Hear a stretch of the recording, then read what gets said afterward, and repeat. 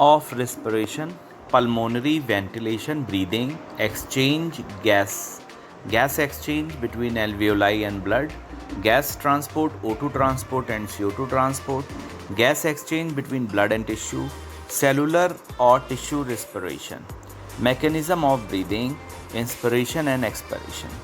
Inspiration, active intake of air from atmosphere into lungs, यानी बाहर से एटमॉस्फेयर से एयर को लंग्स में लाना एक्टिवली इंस्पिरेशन कहलाता है।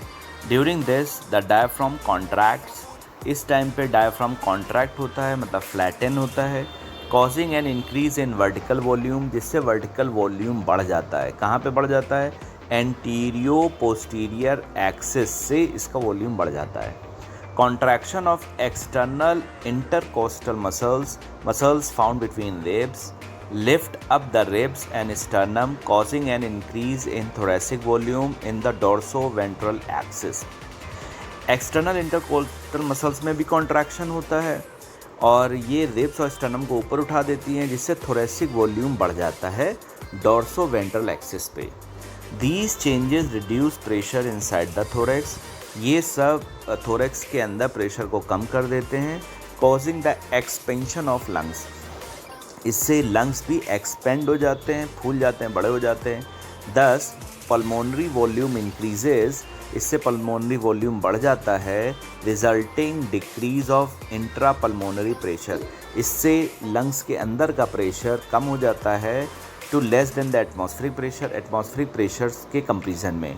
So air moves into lungs, इसलिए एयर लंग्स में आ जाती है। Expiration, passive expelling of air from the lungs, lungs से एयर को बाहर निकालना पैसिवली एक्सपायरेशन कहलाता है।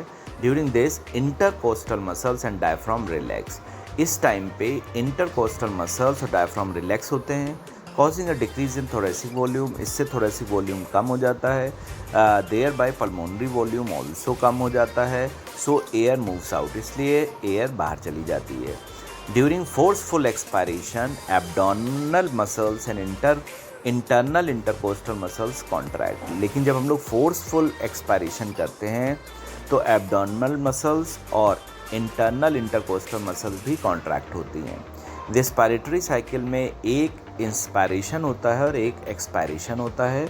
नॉर्मल रेस्पिरेटरी ब्रीदिंग रेट है 12 to 16 times per minute. Spirometer और respirometer to measure respiratory rate, respiratory volumes and capacities, these instruments are used.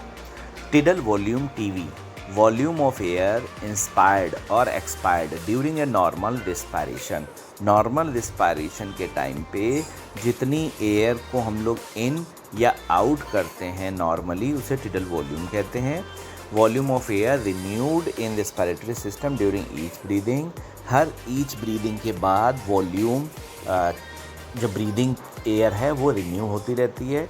और tidal volume approx 500 ml होता है। IRV इंस्पायरेटरी रिजर्व वॉल्यूम और complemental air, additional volume of air that can inspire by forceful inspiration, यानी forceful inspiration करने से जो additional volume of air आती है उसे हम लोग IRV कहते हैं। It is about 2500 to 3000 ml। ERV expiratory reserve volume और supplemental air, additional volume of air that can expire by a forceful expiration.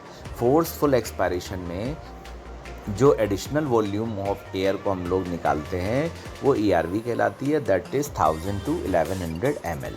RV residual volume, volume of air remaining in lungs even after a forcible expiration, ज़ोर से expiration करने के बाद भी, forceful expiration करने के बाद भी जितनी वॉल्यूम एयर की लंग्स में बच जाती है वो RV कहलाती है। It is about 1100 to 1200 ml।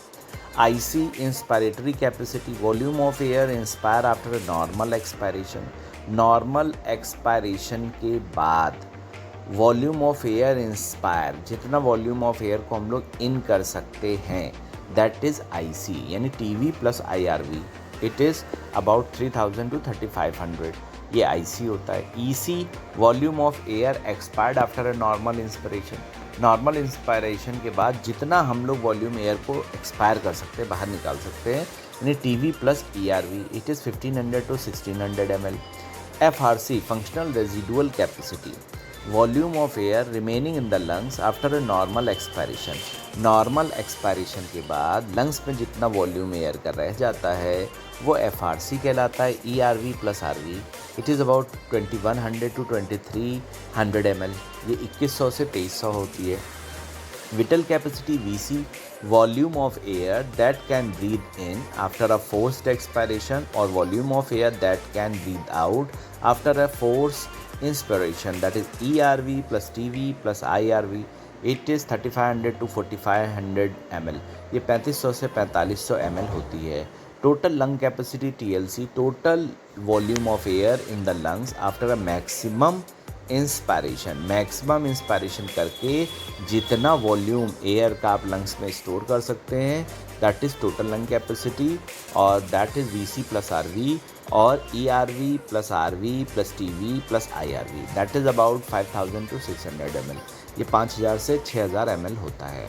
Part of respiratory track that is not involve in gases exchange is called dead space.